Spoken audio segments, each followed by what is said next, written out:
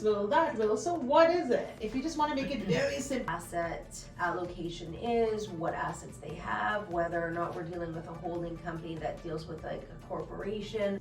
And every time a client goes to review their will, are they paying the same price just like the creating the will, or it's like something? Recommend giving your lawyer a call. If we're the people that have drafted your wills initially. Very useful.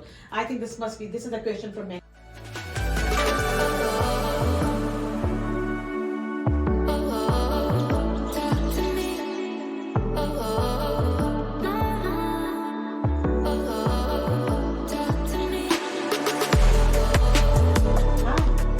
Simple Wealth Wisdom Podcast. I'm your host, Gakhar.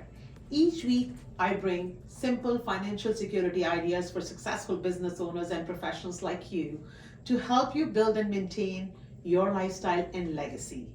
As I work with business owners and self-employed professionals, I see a lot of them are always looking for tax advice, accounting advice, legal advice, estate planning advice, and investment advice. This is the reason I started this podcast, where business owners and self-employed professionals like you can always go and get the ideas and answers to their questions regarding how they can protect and grow their wealth in the most tax-efficient manner. Being an insurance and investment advisor myself, and very especially working with business owners and self-employed professionals like you, I feel each guest that I'm going to bring here will bring a lot of value to you all. And today I have Lisa Laredo from Laredo Law as my guest. Hi, Lisa. Hi, Sim. Owning and operating her law firm for almost 20 years has enabled her to get a great sense of what is missing when it comes to planning for your future. She works with families to properly organize the way their assets are handled now, so they have a legacy to leave to future generations. Most generational businesses fail, but according to Lisa, with proper planning, this can be avoided. Her clientele is mostly business owners, but she also enjoys working with individual clients who want to have a succession plan. So, thank you so much for joining here, Lisa, and I welcome you here on my podcast. Thank you, Sam.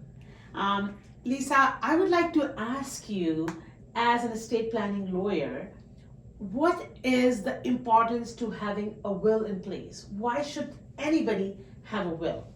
So there are so many reasons to have a will, Sim, but I mean, some of the most important reasons would be, one, you're going to be the person setting out what happens to your estate when you die, and oftentimes that's going to avoid a lot of family disputes. And you also don't want the legislation to come into effect to decide how your estate will be administered and distributed because you didn't take the time to draft a will. So it's really important to have a will. So just to make it a little more clear for everyone, are we talking about only death when we're talking about will, or are we talking about even while we're alive? So while you're alive, it's important to have powers of attorneys. Powers of attorneys, you would have one for personal care. So in the event that you are not capable of taking care of yourself, then the power of attorney would step into place and they would make sure that you're cared for. There's also a power of attorney for property, and that's to manage your property, your finances. They can take care of your will. They can make sure that you're cared for financially. So those are two documents that come into play while you're alive, and then when the person dies, then that's when the will come into play. Wow, that is wonderful. What she shared is right now is that if you are not there, then your will kicks in and everything is distributed as per your will, what you wanted. And in case you're alive, then power of attorney. Thank you for sharing that, Lisa. Why do people have more than one will? Because sometimes I hear, and I know most of the viewers also, they must have, we keep hearing primary will, secondary will, or business will, or this will, that will. So what is it? If you just want to make it very simple for everyone. Sure. So to simplify things, all of your personal property, for example, perhaps your principal residence, the house that you live in, assets that are in your name alone, those will most likely be covered in a primary will. That's the first will. And then we use secondary will oftentimes for estate administration tax, or as most people know it as probate planning, so that you can minimize the estate tax that you pay, because that's 1.5% of the total value of the estate. So oftentimes when we use a secondary will, we'll put a corporation into the secondary will, perhaps properties that are held that are not in your personal name, but again, that takes some finessing and takes some planning, because you can't transfer property without a certificate of appointment, so without probate. So there are many things that come into play, but certainly that's an area that we do deal with clients. And we, you can have a primary, a secondary, a tertiary will, depending on the assets that you have, and that's something that we will sit down and we will plan. I just heard you saying something primary, secondary, and tertiary. What's that? So sometimes we have wills that go on for a third will, perhaps a fourth will, depending on people's assets and the net worth of some of my clients. We have more than 2 wills. Sometimes we have 3 wills. Sometimes we have 4 wills. It really depends on what the client is trying to achieve and how we're going to properly plan for those clients. Oh, that's great.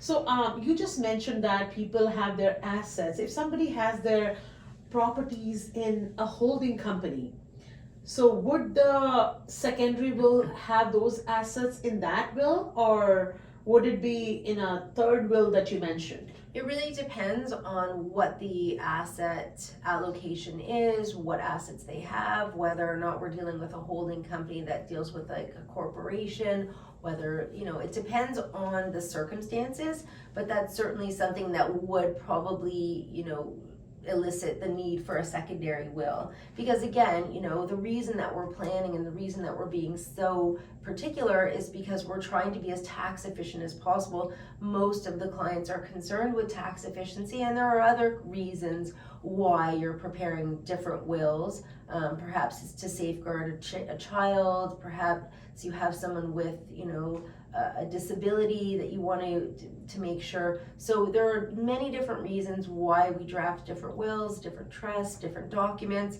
but it's all really a case by case. I know, and in my practice, Lisa, I see so many times people have assets, they have kids, they have families, and there's no will. So I think this is something very good that you've shared, that everyone should have, if they have a corporation, they should have 2 wills at least, primary and secondary, and that really helps you with the probate tax. Absolutely, that is definitely something that we concern ourselves with. Right. So now, my next question is a very simple question which relates to everyone. When you are working with the client to put together a succession plan, can you briefly explain what is the whole process? What do they actually go through? So if we would take it as an example, preparing a succession plan maybe for a family business, perhaps you have, let's say, the father that's built a business and the children are working in the business and they want to take it over.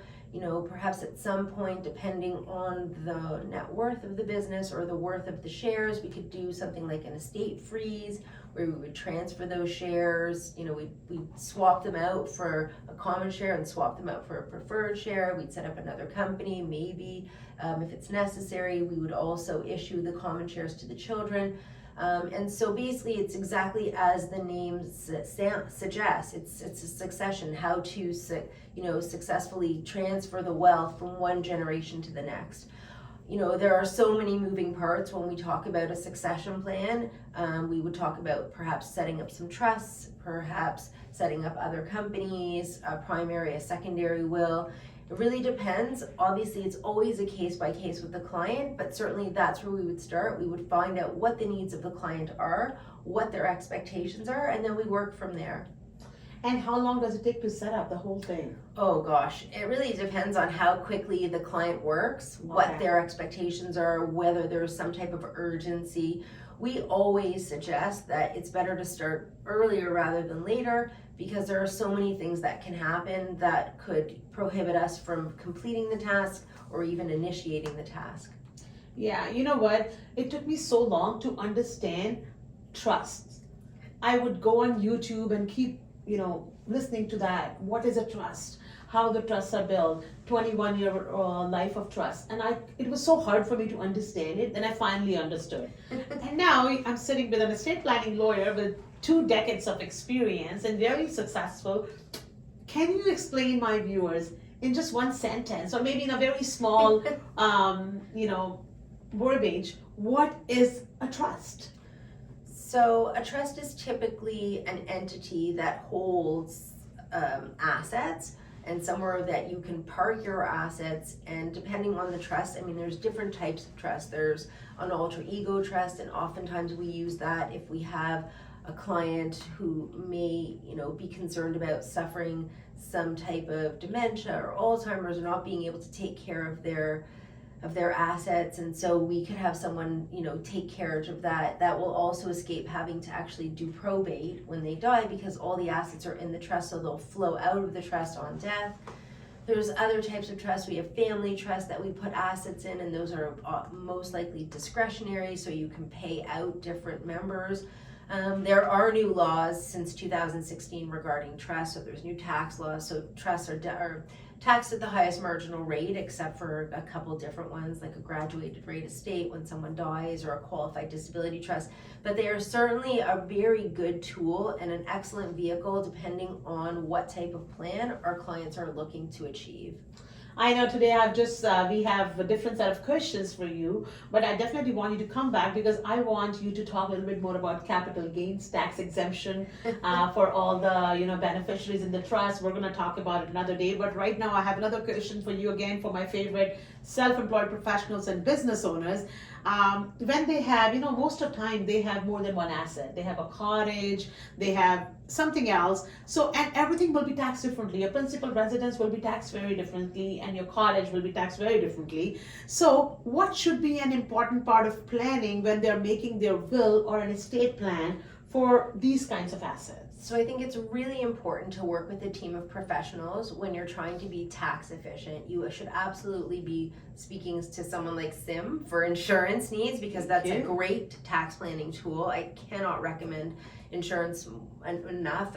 We try to implement that many times with our clients. Also, it's important to have a good accountant on hand.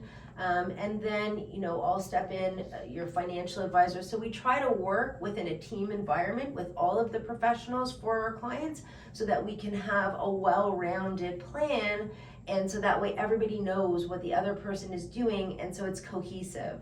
Yes, and I know that, just like you mentioned, and thank you for mentioning that, insurance can be a very good tool at that time. If you want your cottage to stay with the family, you don't want it to go, you don't have to do a fire sale to pay the taxes. You can definitely have insurance proceeds can pay, and then you can, take care of that tax, right. And then, so that's a great thing. Now, somebody has got the will, okay?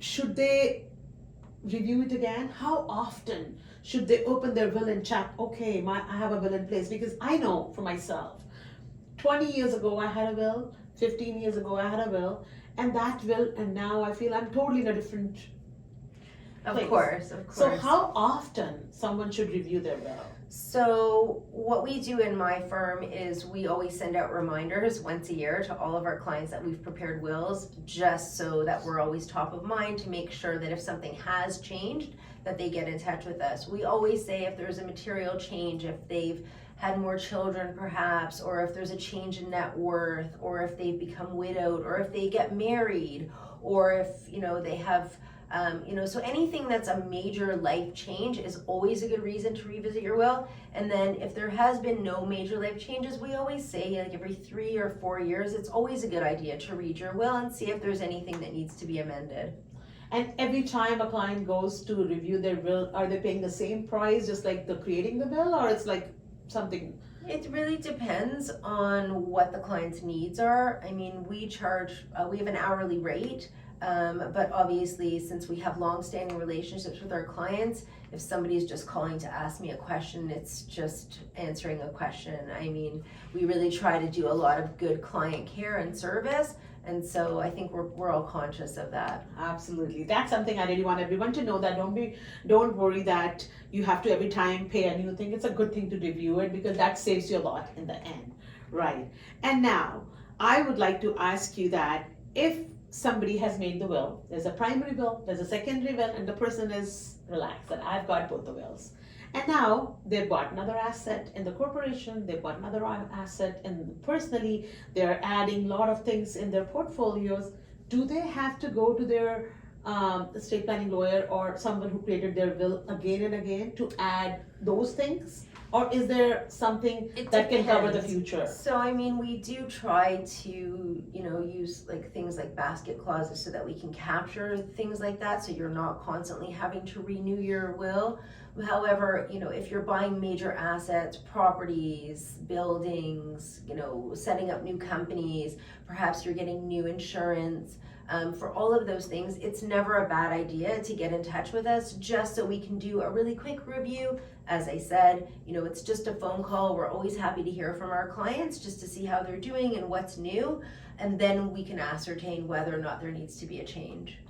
But do they need to give that call to their I would recommend that they call just in case there is a major change. I mean, oftentimes we try to make sure that if things move ahead in the ordinary course, that those things will be captured by the will that we've created. But I don't have a crystal ball to know what all my clients are doing. So if there's ever any doubt, it's always a good time to call. Yeah. If someone has a clause in their will which says that all the assets in this particular corporation and holding company will go to this person, and then whatever number of assets they buy under that corporation, and they have a clause, then they do not need to contact a lawyer again for the review, or do you still recommend? I mean, I always recommend giving your lawyer a call. If we're the people that have drafted your wills initially, then, depending on that, if we know that you're constantly buying assets and you constantly want to be using that secondary will to capture those things, then certainly that's something that we would draft for ahead of time so that we can, minimize the time that you need to spend with us to renew or review anything. But it's always a good idea, even when something changes, to just give us a call. It really can't hurt. But obviously, knowing our clients and knowing what their intentions are, then of course we would try to draft so that we can capture as much of that as possible so that they can just carry on and do what they're doing. Wow, this is so helpful. I love that, because this is something most people have this question in their mind, and you've really explained it so well, Lisa. I love that. And now my question is, what about those people who have assets in other countries?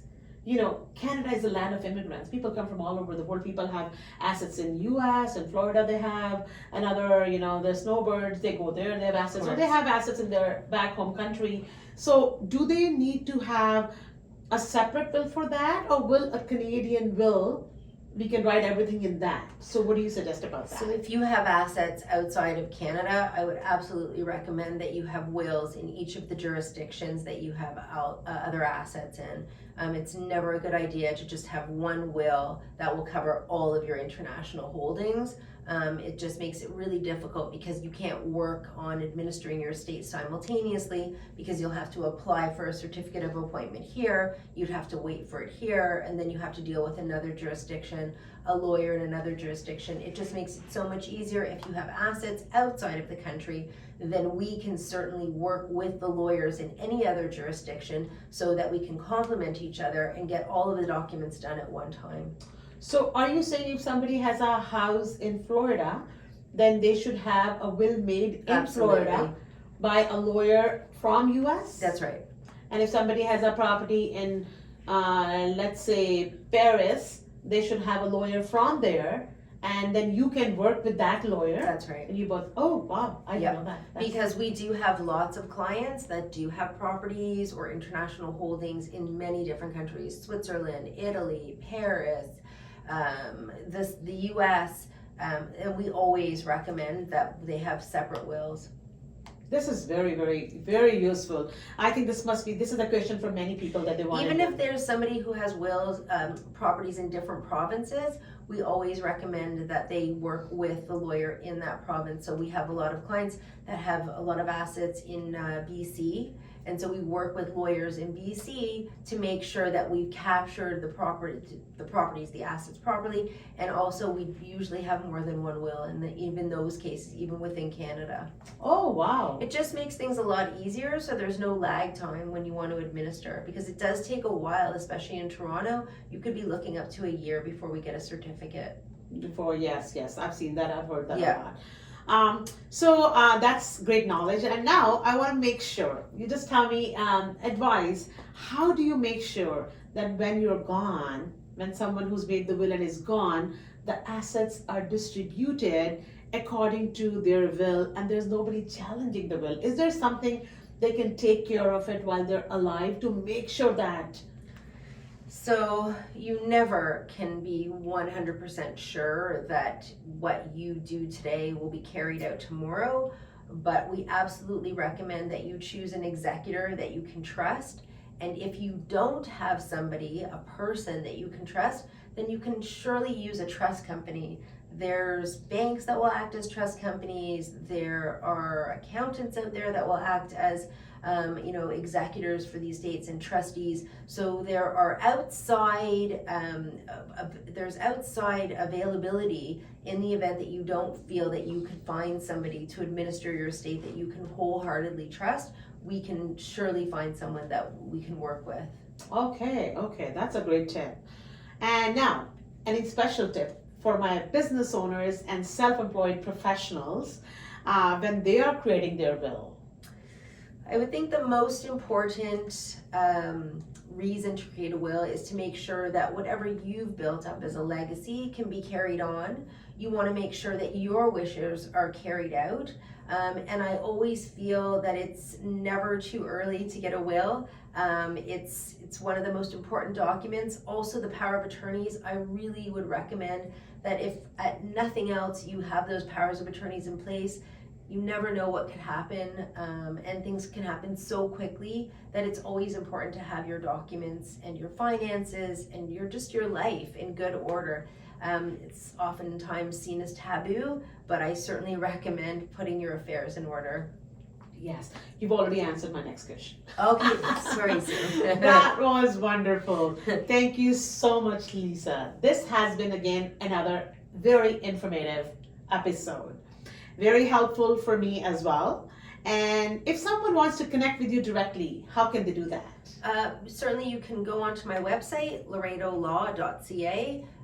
You can book an appointment online, which will be on my calendar, and we can have a Zoom conversation. You can call me, but I think the best way would be to just go to my website, laredolaw.ca.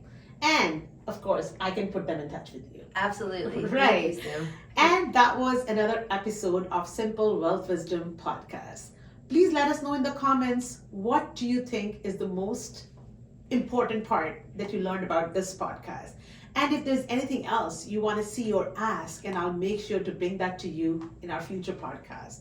Watch us next week again with another podcast with another guest. Until next time, stay safe. I'm Sim Gakhar. Thank you.